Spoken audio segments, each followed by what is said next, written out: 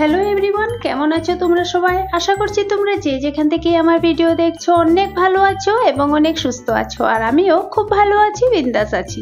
তো আজ আবারও এসে গেলাম ছোট্ট মোট্ট একটা রেসিপি ভিডিও নিয়ে। খুবই ইজি, সিম্পল কিন্তু খুব টেস্টি এই রেসিপিটা তোমাদের সাথে শেয়ার করছি। একটা ডিমের রেসিপি, আর এটাকে তোমরা ডিম পাতরাও বলতে পারো বা ডিমের বড়াও বলতে পারো। তো যার জন্য এখানে দেখো আমি শস্যর গুঁড়া নিয়ে নিয়েছি। আর যার কাছে শস্যর গুঁড়া আছে তারা এরকমভাবে শস্যর গুঁড়া নেবে, যার কাছে নেই তারা একটু বেটে নেবে।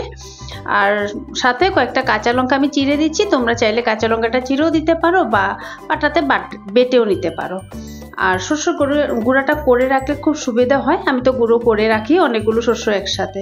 তো এখানে পরিমাণ মতন এখানে এখন নুন দিয়ে দিলাম, তারপর হলদে গুঁড়ো দিয়ে দিয়েছি, তারপর দেব একটু কাঁচা সরষের তেল। কাঁচা সরষের তেল একটু দিয়ে ভালো করে আরেকটু মিশিয়ে নেব। তোমরা চাইলে শস্যের গুঁড়াটা খুব ইজিলি বাড়িতে বানিয়ে রাখতে পারো। আর ধুয়ে একদম কড়া রোদে দিয়ে দেবে। 1 থেকে 1.5 ঘন্টা রোদ্র ভালো করে গরম করে তারপর মিক্সচার গ্রাইন্ডারে ভালো করে গুঁড়ো করে চেলে রেখে দেবে। বাস হয়ে গেল শস্যের গুঁড়ো। আর যখনই রান্না করবে পরিমাণ মতো 1 চামচ 2 চামচ যতটুকু দরকার ততটুকু নিয়ে নেবে। এখানে দেখো কিছু মিষ্টি কুমড়ের পাতা আমি নুন জলে ভিজিয়ে রেখেছিলাম। পাতাগুলো আগে ভালো করে ধুয়ে নিয়েছিলাম, তারপর নুন জলে ভিজিয়ে রাখলে 10 থেকে 15 মিনিট ভিজিয়ে রাখলে এগুলো খুব সফট হয়ে যায়। এবার চিপে চিপে যতটুকু পারছি জলটা ফেলে দিচ্ছি। জলটা ফেলে দিয়ে পাতাগুলো আমি এক্সট্রা করে নিয়ে নেব। একদম কাগজের মতন পাতলা পাতলা হয়ে যায়।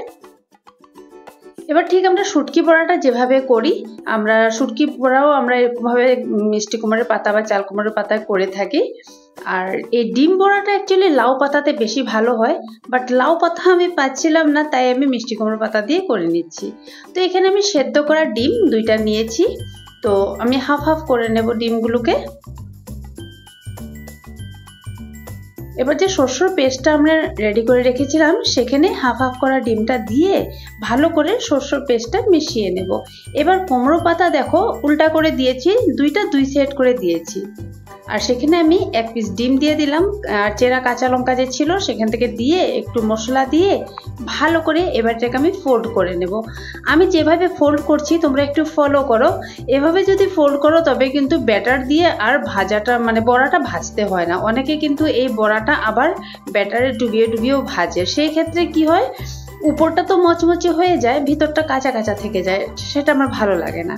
আমি যেভাবে করছি তোমরা স্টেপ বাই স্টেপ যদি ফলো করো তবে কিন্তু দেখবে খুব ইজিলি খুব সুন্দর বড়াটা তোমাদের ব্যাটার ছাড়াই ভাজা হয়ে যাবে আর খুব মচমচে হবে। আর গরম গরম ভাতের সাথে তো মানে দারুণ লাগবে। একবার আবারও দেখিয়ে দিচ্ছি তোমাদেরকে কিভাবে ফোল্ড করতে হয়, দেখে নাও।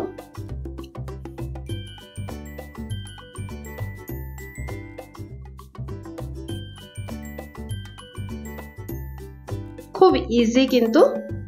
এভাবে যদি বড়াটা তোমরা সবকিছু রেডি করে ভেজে নাও খুব মচমচে হয়। আর বড়াটা কিন্তু একদম খুলবে না। তোমাদের সামনে আমি বড়াটা ভেজে দেখিয়ে দিচ্ছি। আমি কিন্তু কোনো ব্যাটারের ব্যবহার করছি না। ব্যাটার দিয়ে আমার কিন্তু শুটকির বড়া বলো বা যে কোনোই আমি এরকম পাতাতে বড়া করলে ব্যাটারের ব্যবহার করি না। ব্যাটার দিলে আমার উপরটা মচমচে হয়ে যায়, ভিতরটা কাঁচা কাঁচা মনে হয়। যার যেমন রান্নার মানে ইচ্ছে তেমনভাবেই করে, বাট আমারটা আমি তোমাদের সাথে শেয়ার করছি।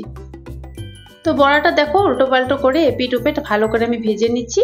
আর বড়াটা আমার সম্পূর্ণ ভাজা হয়ে গেছে। আশা করছি আমার রেসিপিটা তোমাদের ভালোই লাগবে। একবার ট্রাই করে দেখবে। অনেক রকমের তো ডিম রান্না করে খাও, একবার এটাও ট্রাই করে দেখবে। আর গরম গরম ভাতের সাথে কিন্তু ভালোই লাগে, খারাপ লাগে না। তো চলো এবার দেখিয়ে দিচ্ছি আমি আর কি কি রান্না করেছি। অনেক বেশি কিছু রান্না করিনি, একটু মাছের ডিম করেছি ঝিঙে দিয়ে, এটা আমার ছেলের ফেভারিট খাওয়া। আর করেছি একটু পটলের তরকারি করেছি, সেখানে আলু আর সয়াবিন দিয়ে একটু পটল রান্না করে নিয়েছি। তো এই ছিল আজ আমার দুপুরের লাঞ্চ ভিডিও। আশা করছি ভিডিওটা ভালো লাগলো। আর যদি ভালো লাগে তবে একটা লাইক কমেন্ট করে দিও। দেখা হচ্ছে আবার পরে কোনো একটা রেসিপি ভিডিও নিয়ে। সবাই ভালো থেকো, সবাই সুস্থ থেকো। Tata bye bye and take care.